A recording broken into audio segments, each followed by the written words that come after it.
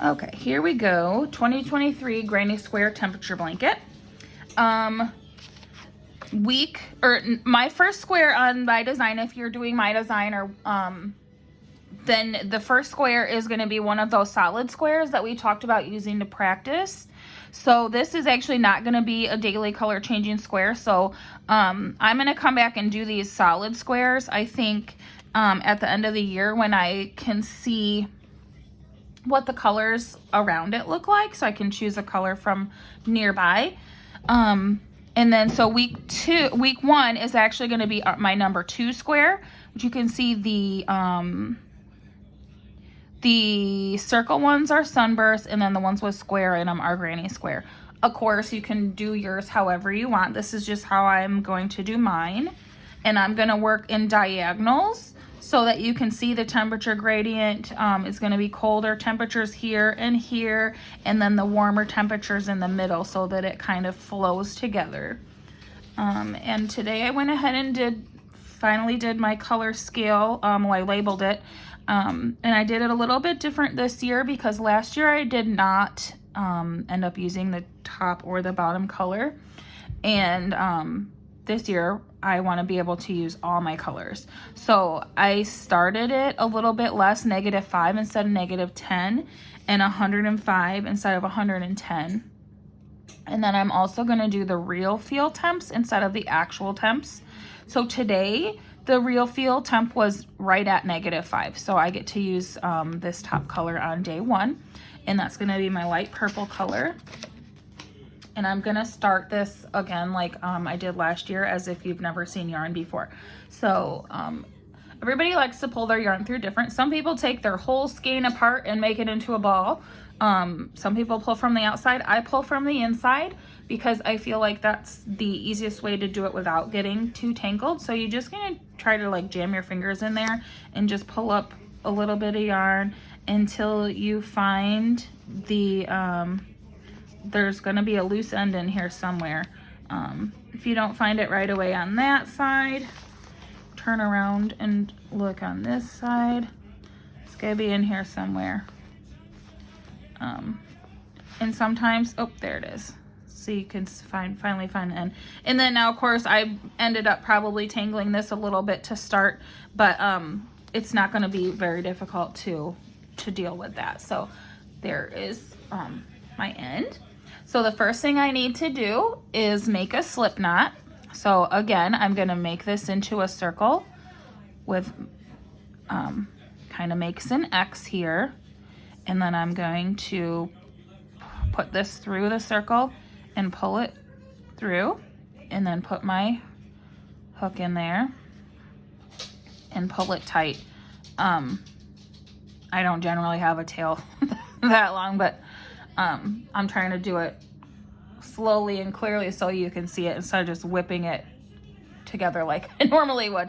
So the very first thing we're going to do for our first round of our first square, day 1, is we're going to chain 5.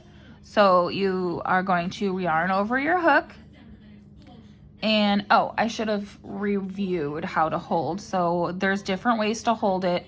You can Google or YouTube different ways to hold it.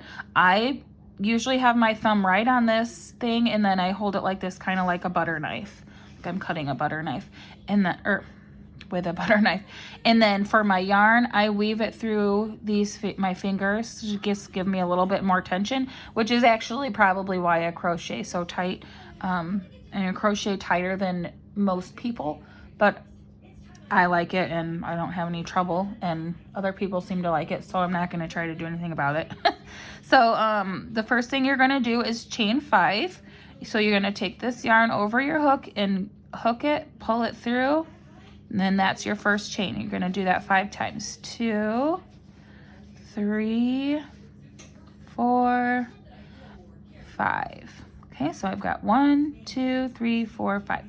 And honestly, this isn't like do or die, because nobody's even going to see this, and we're not actually using the stitches. So you've got 5-ish chains. Then you're going to take your hook and you're going to slip stitch into the first chain to make a circle. So you're going to take your hook and you're going to stuff it in to the center of the V for this very first stitch. You're just going to stuff it in there, and then you're going to yarn over your hook and you're going to pull it through that stitch and the loop that's already on your hook. Okay, so then you made like a little circle there with that.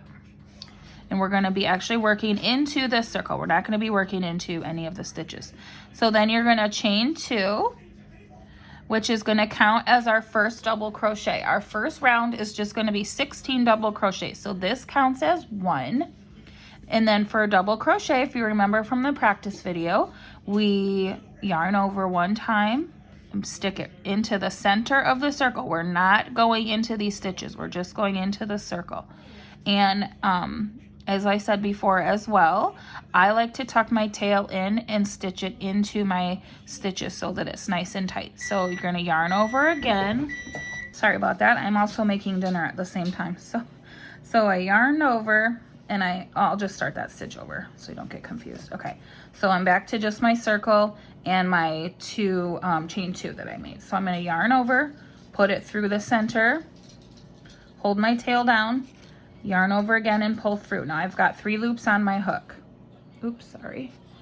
And then I'm going to yarn over again, pull through the first 2, yarn over again, pull through the first 2. I'm going to do this 15 times to include this one to make it 16. Okay, so yarn over, pull through, yarn over, pull through.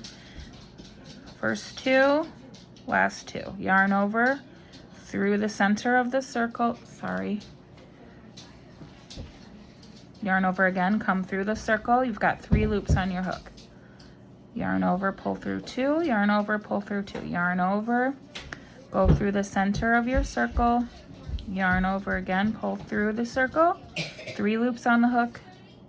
That's a double crochet, okay? Yarn over, go through your circle, or if you're making something else, you might be going into a stitch. This is always double crochet no matter what project you're working on. So then you're going to yarn over again and come through your circle or your stitch. Yarn over, come through the first 2, yarn over, last 2. And you're going to have to probably squeeze these together because we've got a little circle we've got 1, 2, 3, 4, 5, 6 of them. Wait, 1, 2, 3, 4, 5, yeah, 6. And I need 16, so I'm gonna do 7. Please excuse my dogs. They are thinking this is a good time to play. 8, 9, 10. And then see, it's kind of running out of space. So when that happens, you're just gonna shuffle them over a little bit and make some more space. 11, 12, 13, 14, 15, 16, and then oops, I think 16 because I counted the first one. So then I'm just going to go back and count just to make sure. 1, 2, 3, 4, 5, 6, 7, 8, 9, 10, 11, 12, 13, 14, 15. Hang on, I think I lost count. 1, 2, 3, 4, 5, 6, 7, 8, 9, 10, 11, 12, 13, 14, 15, 16. Okay? Now, I'm going to go ahead and, well, actually, I'm just going to leave this because depending on if we change colors for day 2 or not, depends on what we're going to do next. So I'm just going to leave this open, not connected. And the way that I do it so that I don't, it doesn't unravel if the kids grab it or something is I kind of just wrap it around in there a few times. And then that's it for round 1. So I don't know, it took a few minutes with all the dogs and the beeping and everything. And then we'll come back and we'll do day 2 tomorrow.